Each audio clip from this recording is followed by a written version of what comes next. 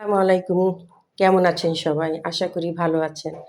আমিও আপনাদের দোয়া এবং ভালোবাসায় আল্লাহর অশেষ রহমতে আলহামদুলিল্লাহ ভালো আছি। তো আমি আপনাদের জন্য নতুন একটি রেসিপি নিয়ে হাজির হয়েছি। আমার রেসিপিটা হচ্ছে সকালবেলা উঠে আমি আ কি করি? সকালবেলা উঠে সর্বপ্রথম আমি কিন্তু আমার চুলা বললেন, এই যে সাইডটা ময়লা হয়েছিল এটা, তারপর হচ্ছে বেসিন, আ এগুলি সব পরিষ্কার করছি। করে এই জায়গাটা আমি ঝাড়ু দিছি। ঝাড়ু দিয়ে পরিষ্কার-টরিষ্কার করে এখন আমি রুটি তৈরি করব। রুটিটা বানানোর জন্য প্রথমে আমি হাঁড়িতে পানি নিয়ে নিব। পানিতে পরিমাণ মতো আমি লবণ দিয়ে দিব।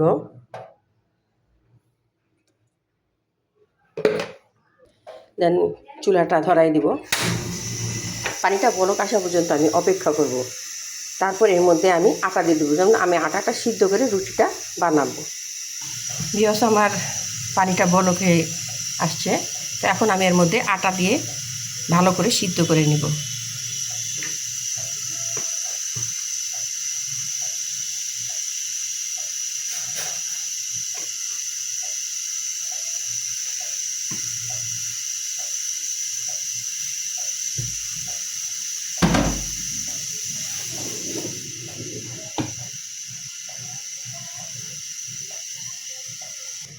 ভিউয়ার্স, আমার আটাটা সিদ্ধ হয়ে গেছে। আমি এখন নামায় ফেলবো। আমার আটাটা একটু ঠান্ডা হওয়া পর্যন্ত আমি অপেক্ষা করি। এবং আপনারা দেখতে পাচ্ছেন যে এখানে কতগুলি পাতিল লাইন ধরা আছে, একটার উপর একটা, স্টেপ বাই স্টেপ। এই পাতিলগুলো কি সবসময় আমার ভিডিওতে এই পাতিলগুলি আপনারা দেখেন। এই পাতিলগুলি হচ্ছে আমি সিদ্ধ করে পানি রাখি। তো আমার কিচেনটা যেহেতু ছোট, সেজন্য আমি গরম পানির পাতিলগুলো আমি ওইখানেই রাখি, রিস্ক ফ্রি। মিশু এসে দাঁড়ায় রয়েছে, সে খাবে। মিশু, হ্যাঁ, তুমি খাবা? আচ্ছা, তোমাকে আমি একটু পরে খাবার দিচ্ছি। হ্যাঁ, আমি পাতিলটা নামাইয়া ওই চুলাতেই আমি চায়ের পানি বসাই দিতেছি।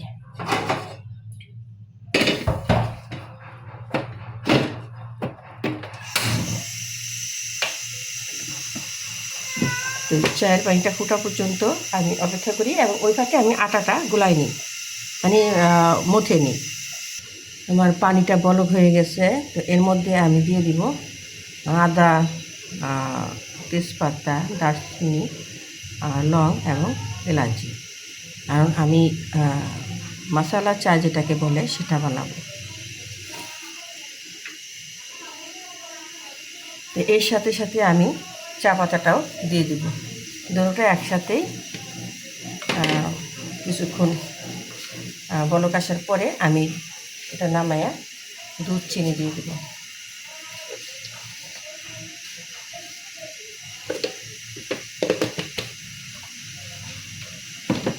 এটা আমি কিছুক্ষণ, বেশ কিছুক্ষণ এটাকে জাল দিব। যত জাল হবে ততই চাটা খেতে মজা লাগবে। তা আমি চুলাটা কমাইয়া এটা জালের উপরে বসে দিই। ততক্ষণ আমি রুটিটা রেডি করে আনি। একটু ভুল হয়ে গেছে, আমি সামান্য একটু লবণ দিব চাতে।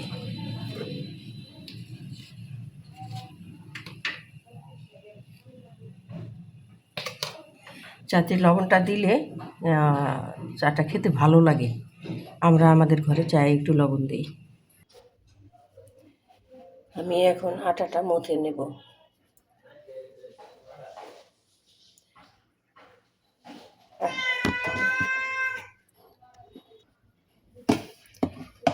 আটাটা এখনো গরম আছে, তারপরেও এই গরম গরম থাকতে আটাটা আমার ভালো করে মথে নিতে হবে। আটাটা আমি পাতিল থেকে নিয়ে পিঁড়ির উপরে রেখে এটা ভালো করে মুথবো। পিঁড়ির ভিতরে এটা মথতে ভালো হবে। আটাটা যত মথা হবে ততই রুটিটা সফট হবে, খেতে ভালো লাগবে। আমি মাপ মতো আটাটাকে এইভাবে কেটে নেব, তাহলে সবগুলি রুটি এক সমান হবে এবং আমার তাড়াতাড়ি হয়ে যাবে। আমার সবগুলো লুচি কাটা হয়ে গেছে। এখন আমি রুটি বানাবো। আমি এটাকে আরেকটু ভালো করে মধ্যে গোল শেপ দিয়ে দিব।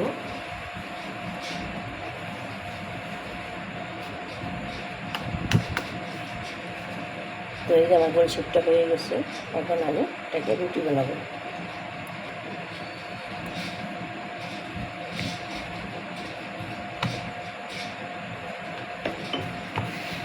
আমি এখন একটা রুটি বানাই।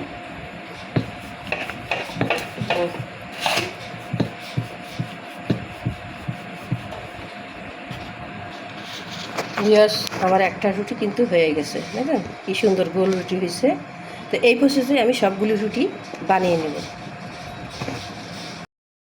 তো ভিউয়ার্স, আমার রুটিগুলি সব বানানো হয়ে গেছে। দেখেন আমি কতগুলি রুটি বানিয়েছি। রুটিগুলি বানানো হয়ে গেছে। এখন এই রুটিগুলি আমি ভেজে নেব। তো চাটা কিন্তু আমার হয়ে গেছে, এটাকে আমি চুলা বন্ধ করে দিছি। এখন চাটা নামায়া আমি রুটির জন্য কড়াইটা দিয়ে দিব।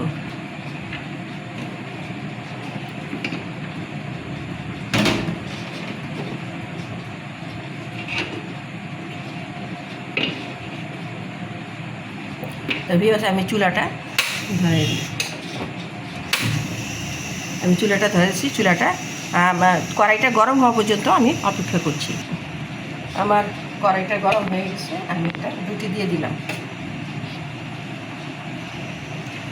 তো আমি উল্টা পাল্টা করে রুটিটা ভেজে নেব।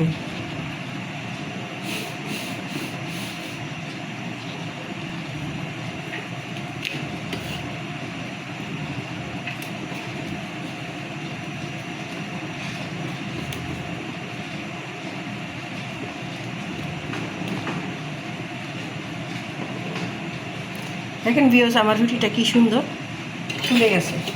তো আমার রুটিটা শেষ, ভাজা শেষ।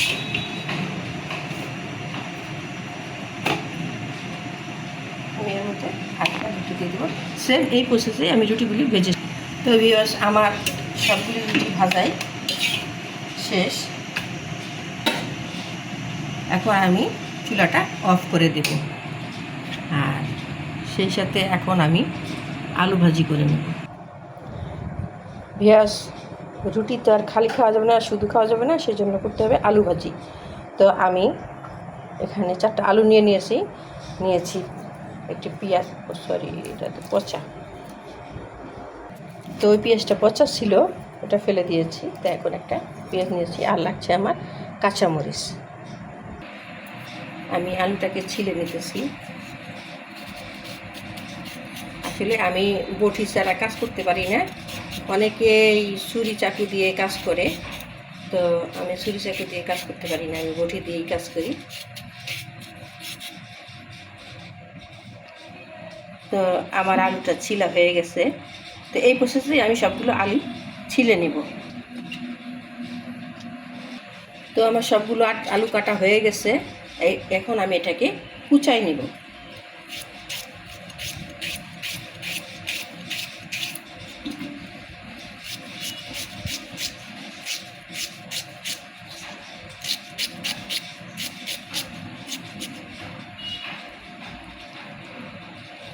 তো এইভাবে আমি কুচাই নেব। ভিউয়ার্স, আমি এই যে তরকারি বা সবজির খোসা বলেন, এগুলি কিন্তু আমি ফেলে দিই না। এগুলি আমার ছাদে যে একটা গাছ আছে, সেই গাছের গোড়ায় দিই। সেজন্য এগুলি আমি তুলে নিতেছি।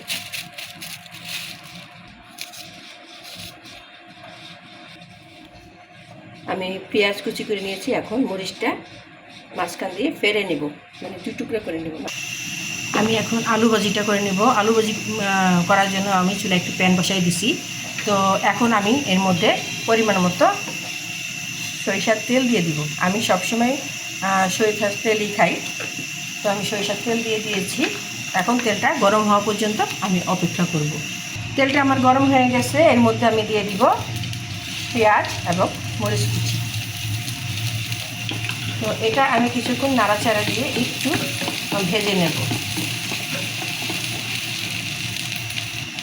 তো পেঁয়াজটা আমার ভাজা হয়ে গেছে ভিউয়ার্স। এখন আমি এর মধ্যে দিয়ে দিব কালারটা আসার জন্য কিছু পরিমাণ হলুদের গুঁড়া। খুব বেশি না, অল্প সামান্য। আর এর মধ্যে দিয়ে দিব আমি স্বাদ মতো লবণ।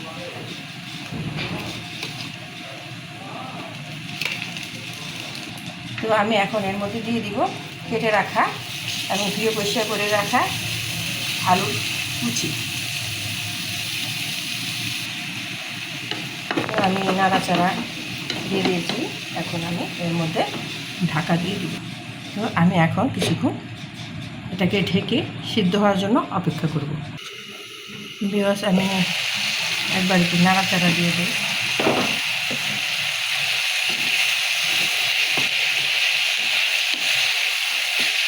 তো আমি আর কিছুক্ষণ ভাজিটাকে ঢেকে রাখবো।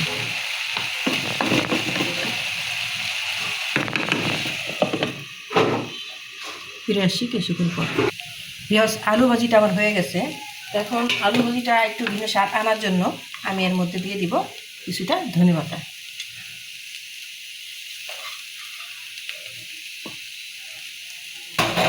তো ধনেপাতাটা দিয়ে আমি কতক্ষণ নাড়াচাড়া দিব, তারপরে আমার আলু ভাজিটা হয়ে যাবে, আমি নামিয়ে নেব।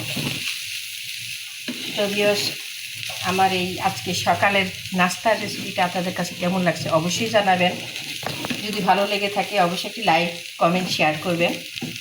আর আমার জন্য দোয়া করবেন যেন সবসময় আপনাদের সামনে আমি কিছু নতুন সহজ উপায় কিছু রান্না টান্না নিয়ে আসতে পারি। তো সেই পর্যন্ত আপনারা সবাই ভালো থাকবেন, সুস্থ থাকবেন। ফিরে আসবো অন্য কোনো সময় অন্য কোনো রেসিপি নিয়ে। তো এই পর্যন্ত ভালো থাকবেন। আল্লাহ হাফেজ।